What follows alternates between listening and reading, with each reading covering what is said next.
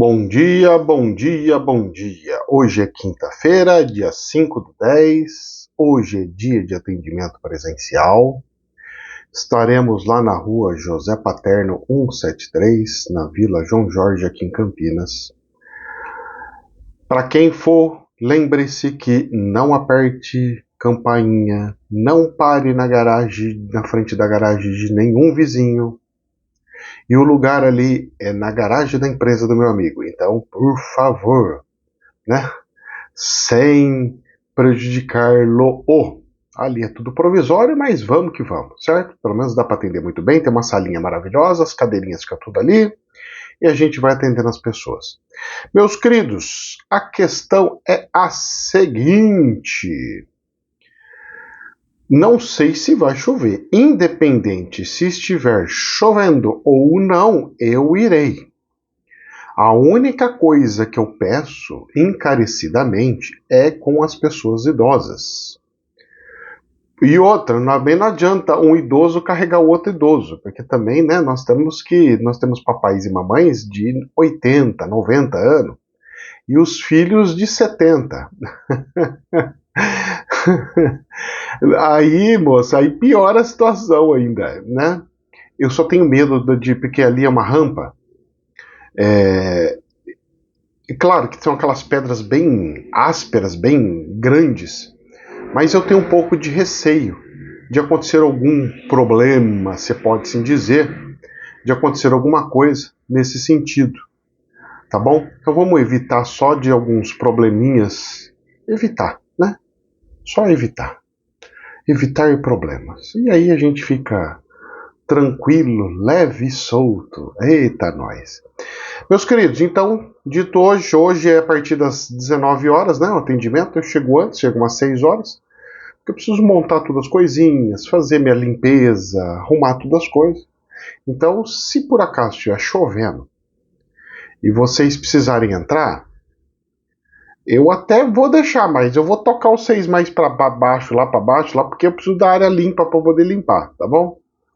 Então espera um bocadinho, porque a hora que abrir mesmo, a gente abre a portinha lá e aí recebe as pessoas, porque eu preciso passar pano no lugar, né? É uma garagem, né? Então fica toda aberta, cheio de pó, cheio de coisa, então tem que passar pano, passar um monte de coisa, tá bom? Dito isso, quem precisar, vá e eu estarei atendendo de muito bom agrado, com o coração aberto para as pessoas. Meus queridos, o negócio é o seguinte, dito isso, falado isso, dando sequência nisso, ontem deu um temporal aqui, moço. Normalmente a chuva quando vem para cá, ela vem de São Paulo para cá, então ela vem assim da minha frente, dessa janela aqui de frente, ela vem de frente. Dessa vez ela não veio de frente, ela veio de baixo, ela veio daqui, ó. E daqui é do sul. Quando vem do sul, aqui na minha casa, eu não sinto muito porque tem um apartamento do lado que não tem janela. Então eu não sinto muito. Mas, meu querido, quando vem do sul, olha pernas para quem te quero, porque o negócio é malucão. É assim de filme de terror. A chuva, quando vem do sul, ela vem, mas que vem com gosto, hein, moço? Nossa, ela vem assim, que vem grossa, vem chuva pra valer. Eu não senti muito, mas dava pra ficar olhando pra fora. Eu falei assim, minha Nossa Senhora. Tanto é que no jornal daqui mostrou um mundo de árvore que caiu, né? Eu só vejo árvore caindo, né? Cai árvore, cai árvore, cai árvore. Não sei, nunca, não vejo quase nunca ninguém replantando árvore. Daqui a pouco nós estamos lascados. Bom, mas vamos que vamos. Vamos para as notícias do jornal, porque o negócio está meio estranho aqui na Bolsa de Valores e no planeta. O negócio é o seguinte, o dólar.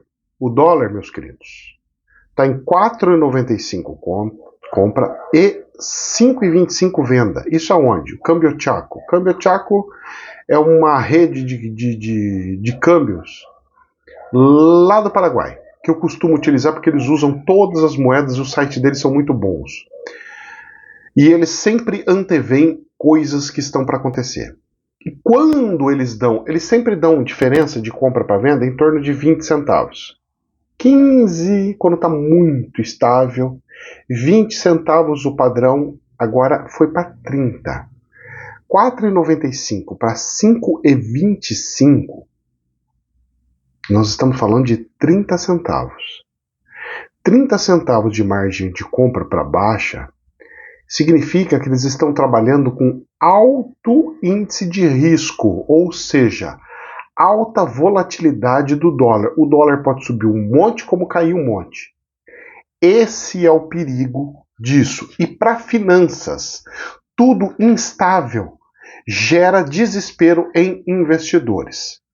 Então vamos ver as cenas do próximo capítulo. O nosso dólar aqui, ele está estável. Ele fechou ontem com 0,03 de queda. Ou seja, estável. Ficou no mesmo lugar. R$ 5,15. Só que tem um detalhe. Quando você olha o gráfico, você vê ele fazendo assim, ó. Sobe um monte, depois ele desce um monte, depois sobe um monte. É a instabilidade que eles colocaram lá no câmbio, é o que eu vejo no gráfico aqui. E aí, você fala assim, mas e aí? E aí, meu querido? Que ele fechou ontem com tendência de querer subir. Ele subiu um monte, veio alguém intervindo, com certeza. Provavelmente, o Banco Central fez alguma intervenção, porque para cair do jeito que caiu, depois que caiu, ele voltou a querer subir de novo e quase foi. Se tivesse mais uma hora de bolsa aberta, ia ter que fazer outra intervenção, porque só o dólar ia explodir. E o dólar está alto, R$ 5,15. Não é brincadeira. Eu vou falar para você que eu estava feliz com o dólar lá para baixo. O dólar nesse valor, para mim, não é nada bom. Para agricultor pode ser lindo, para um monte de gente pode ser maravilhoso. Para mim, não é. Porque isso faz com que as pessoas queiram vender os seus produtos lá para a China, para qualquer outro lugar, menos para o Brasil. Quem vai se lascar com dólar alto é sempre o brasileiro. Então não caia nesse conto do vigário quando o jornal fala: nossa, é bom para as nossas indústrias, é bom para o nosso não sei o quê, é bom, olha, é bom para o Brasil. Esquece isso aí, isso é uma mentira. Isso é uma falácia sem tamanho. É bom para meia dúzia de empresários. Para o brasileiro, não. O Brasil é feito de brasileiro. 70% dos brasileiros ganham até 2 salários mínimos. É pobre. 70%. Então você me desculpa. Mas não dá. Ok? Infomone. Vamos para as notícias do jornal? Efeitos da atuação do Fed. Os problemas nos Estados Unidos. Vamos lá, presta atenção. Procura por hipotecas. Lá nos Estados Unidos, aqui no meu cabelo tá ficando tão grande, moço. Nossa, eu tô ficando tão assim que eu não gosto, cara. Eu nunca gostei de ficar cabeludo. Eu me sinto mal. Só que o espiritual mandou, então eu vou ficar. Nossa, rapaz, cada coisa que o espiritual faz. Vou falar um negócio, viu? Os caras querem que eu fique mais horroroso. Presta atenção. Aqui no Brasil, financiamento de casa própria é financiamento. Lá nos Estados Unidos é hipoteca. Você financia uma casa, mas a casa não é sua. Ela está hipotecada. Você dá de garantia o seu imóvel. Mas aqui no Brasil também dá, mais ou menos. Você dá um outro imóvel. E não o mesmo imóvel. E eles têm essas questões de hipotecar. É a mesma coisa. Eu mudo o nome, mas vamos deixar como a mesma coisa?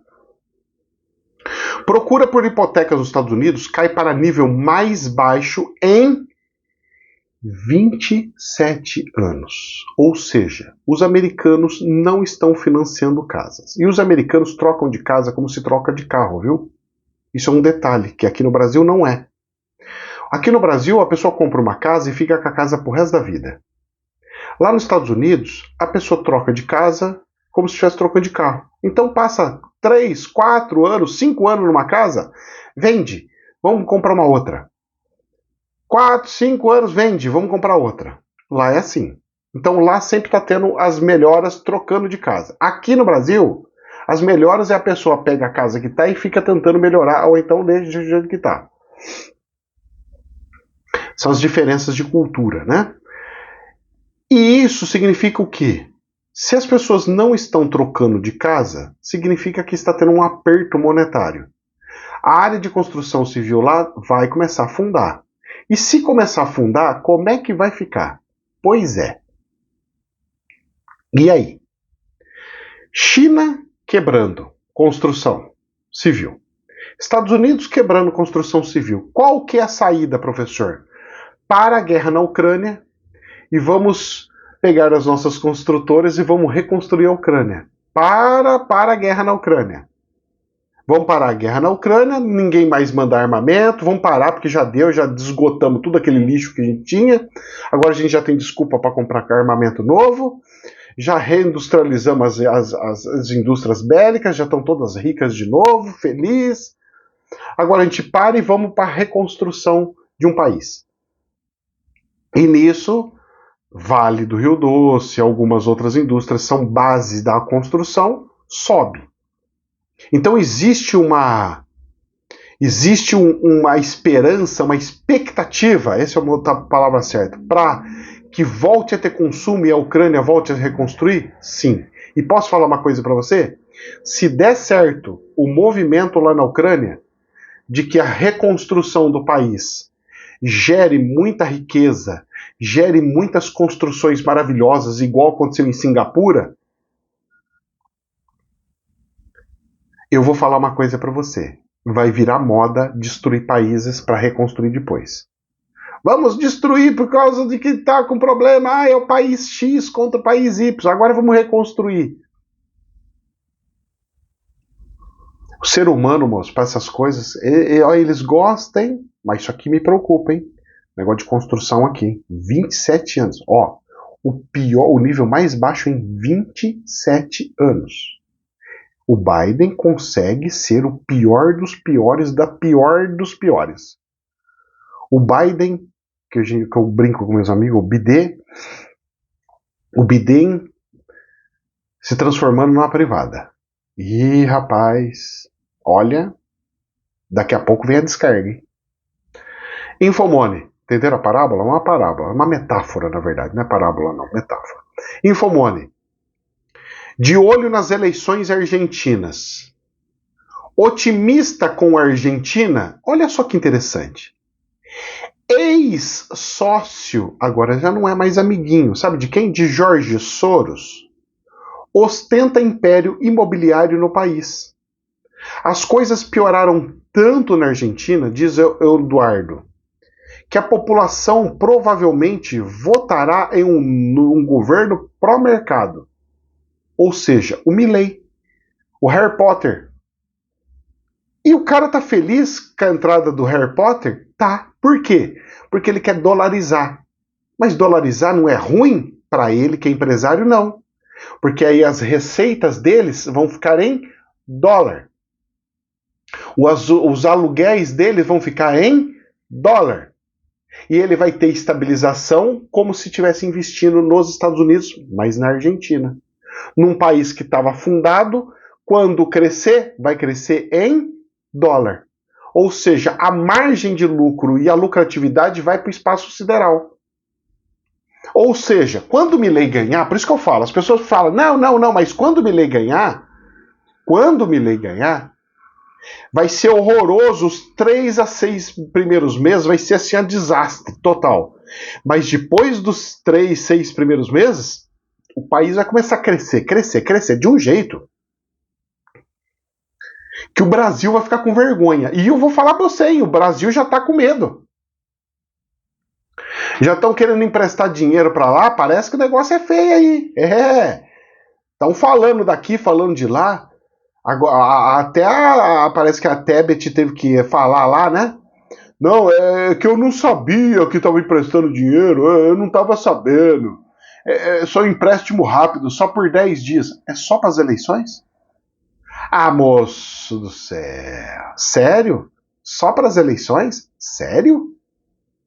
Olha, cenas do próximo capítulo. Eu vou falar pra você que eu não tô engolindo isso aqui, não. Eu não tô engolindo. Não tô, mas de jeito nenhum. Eu não tô engolindo esse trem, não. Vamos ver as cenas do próximo capítulo. Infomone. Petrobras. Priu.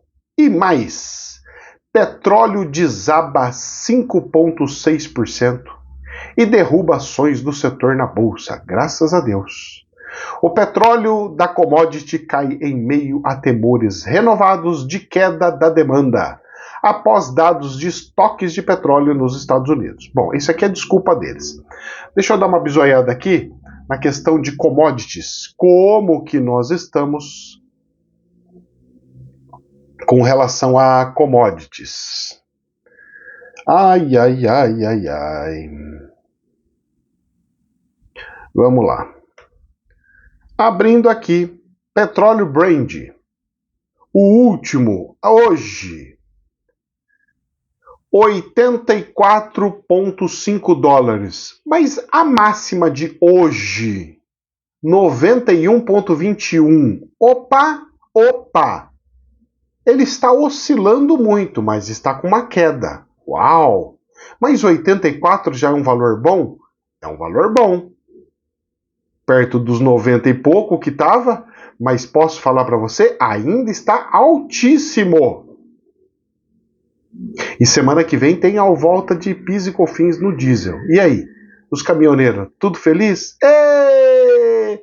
Vai ter aumento de preço de todas as verduras, todos os legumes e todas as comidas para entregar nas coisas? Vai ter reajuste dos preços em todos os supermercados e atacadistas? E o quê? Deus me livre, mas vai acontecer. Então se preparem aí o bolso, quem puder fazer as compras da semana, aconselho fazer agora, viu? Antes de virar. Então nesse dia 7, quinto dia útil, que eu não sei que dia que vai cair, eu acho que é na segunda-feira, bom, vocês vão e compram o que precisa comprar. Essa semana, vai, quinto dia útil, compra o que precisa comprar. Porque olha, a hora que o trem bater do PIS e COFINS, vai ter que ter reajuste brabo aí. Ai, ai, ai, ai, ai. Mas vamos lá. Então, o petróleo caindo, só que o dólar subiu, ou seja, o preço não caiu. O petróleo caiu lá fora, mas o dólar subiu, então eu não consigo ver a queda. E vai ter o aumento do PIS e COFINS. E aí? Isso me assusta. Para ter esse aumento do PIS e COFINS, o petróleo tinha que estar no valor que ele está agora, do barril, e o dólar tem que cair, rapaz, para 5. 5, aí já dá para compensar o PIS e COFINS. Mas, professor, será que a Petrobras vai subir? A Petrobras está segurando no peito? Pois é. Não sei até quando. Ela está fazendo isso daí e eu quero ver os números da Petrobras. Vou falar para você que se eu fosse acionista, eu não chegaria nem perto da Petrobras.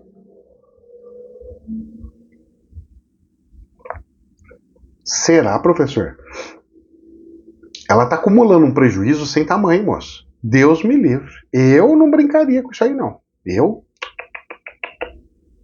Apesar que, como a gestão do Bolsonaro deixou ela bem redondinha, eu acho que ainda não deu tempo deles pegarem e fazer um reboliço nela lá.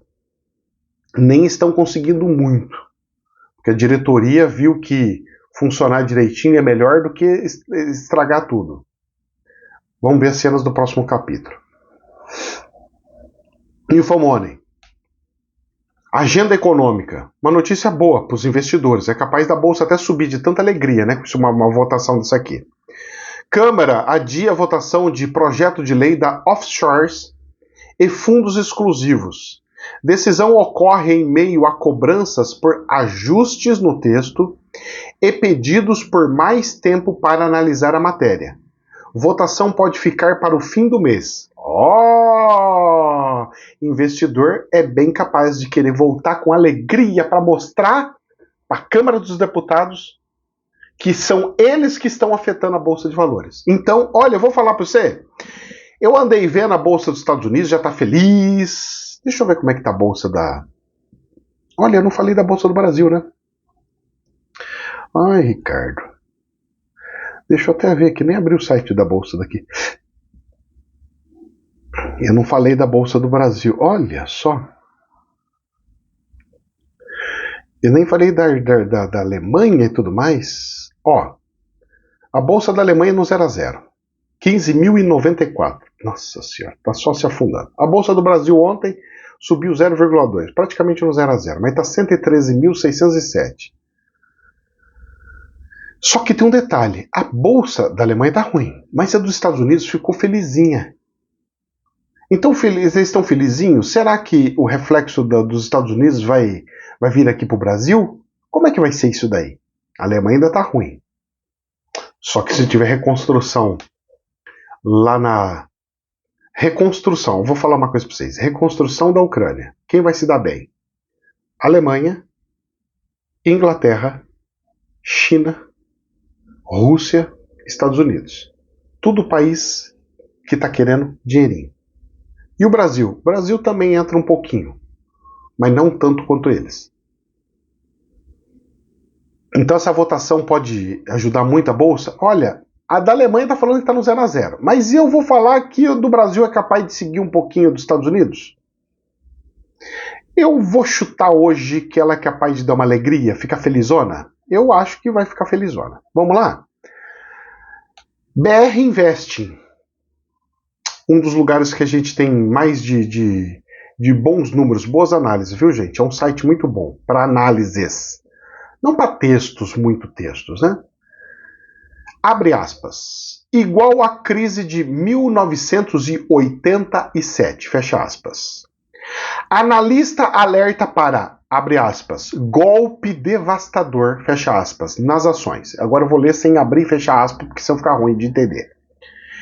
Igual à crise de 1987, analista alerta para golpe devastador nas ações. Uau! O mercado acionário está emitindo sinais de alarmantes e qualquer indício de uma recessão neste momento poderia desencadear uma forte liquidação, de acordo com o alerta de Albert Edwards, estrategista Société Généralité da Sogen, em entrevista ao Business Insider.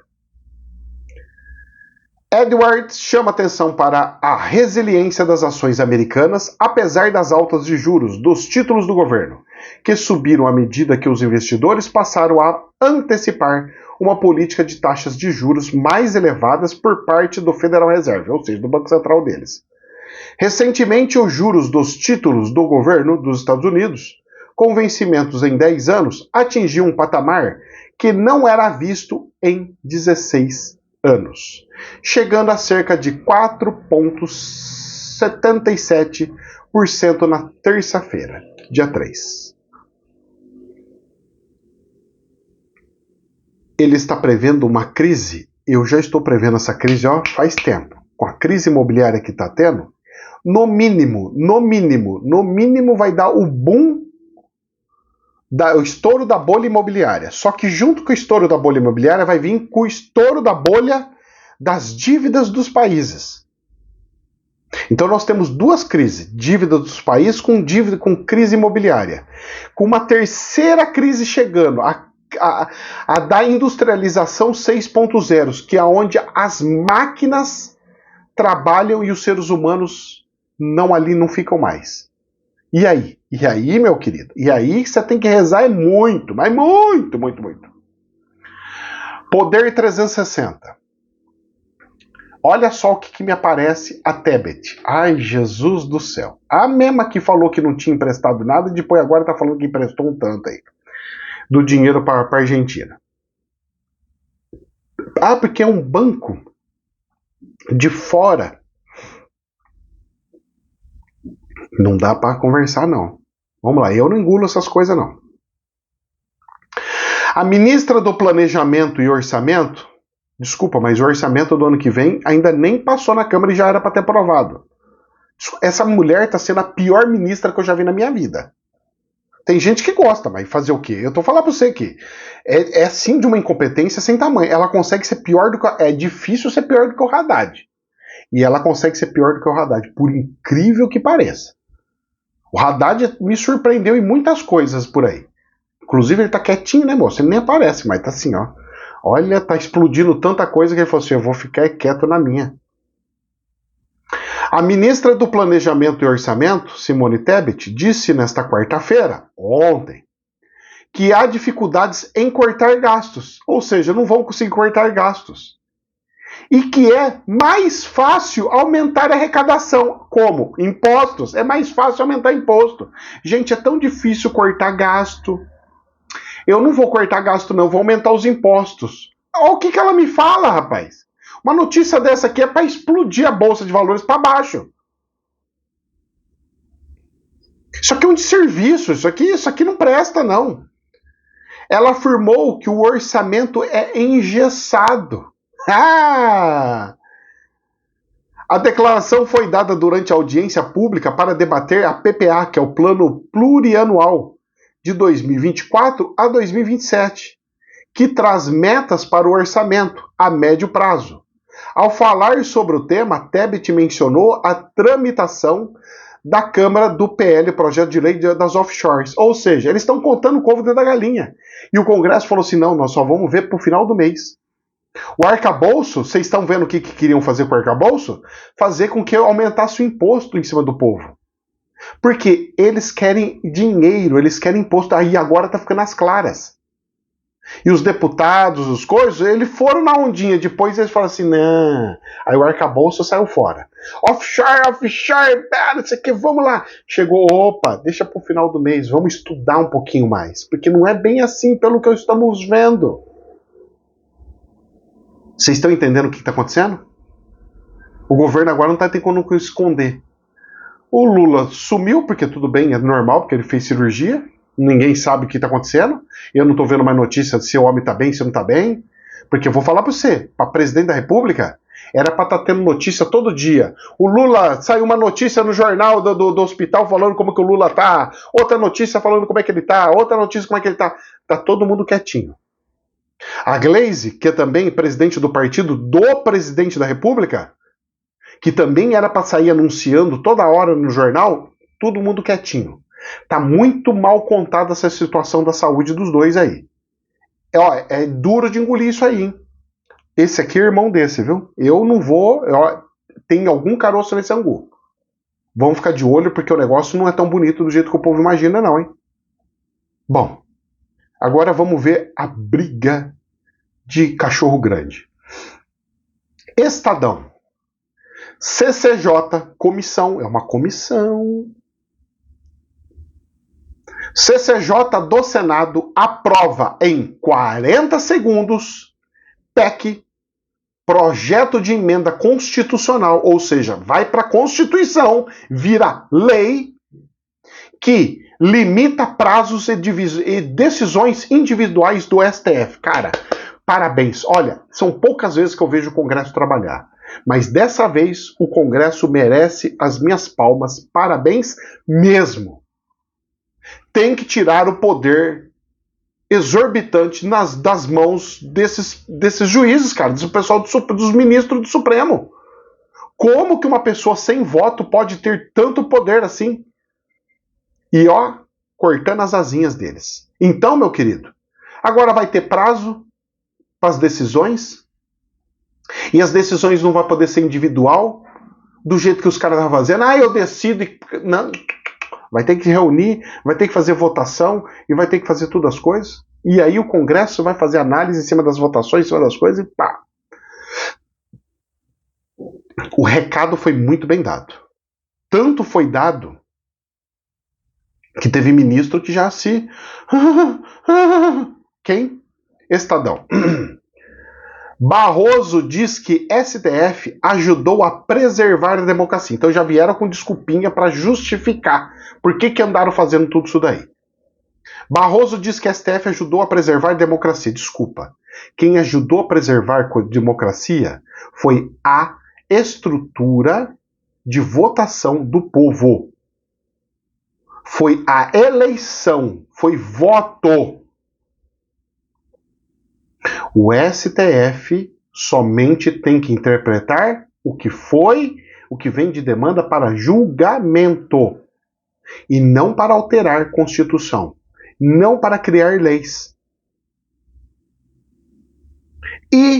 Mas só que foi a versão dele para justificar e se defender, para ele ter argumento para poder fazer a defesa. E que não está na hora de mexer no tribunal. Não está na hora? Tá na hora sim, tá certíssimo e tá de parabéns.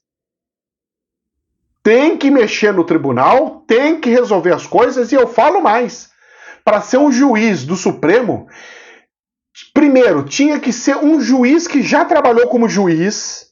Para ser ministro do Supremo, o cara tinha que ser pelo menos desembargador ou um juiz que já trabalhou por pelo menos uns 15 anos como juiz, porque o cara tem que ter experiência como juiz. Pegar alguém que era advogado, que nunca teve experiência de juiz, e já transformar o cara no chefe de todos os juízes, desembargador e tudo mais, desculpa, tá errado, moço. Vocês podem falar o que for, mas tá errado. Como é que você vai pôr uma pessoa sem experiência nenhuma, sem cacuete nenhum, sem estrutura nenhuma, fazendo umas coisas dessa? Não dá, não dá. Cenas do próximo capítulo. Agora, pra gente encerrar com chave de ouro, coisa polêmica, tá? Então é polêmico, hein? Pelo amor de Deus, hein? Pra gente fazer estudo, já que nós gostamos de estudar, né? Folha de São Paulo.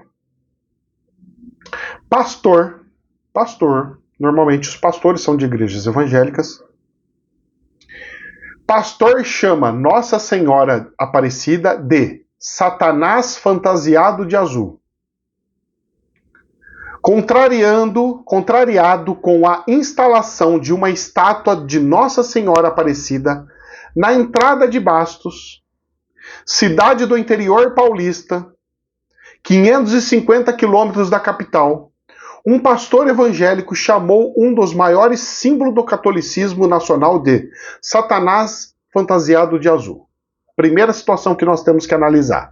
Vamos fazer estudo. Professor, ele está certo? Ele está errado? Ele não está certo e nem errado. Então, o que ele está? Primeira situação. Colocaram, quem que fez? É em lugar público? Como que um lugar público coloca uma imagem de uma crença só, sendo que o país é laico? E se do lado quiser colocar, então, um orixá gigante? Vou colocar a imagem de um Exu gigantesco. Ah, não, aí também... Mas como não? Se pode um, pode o outro.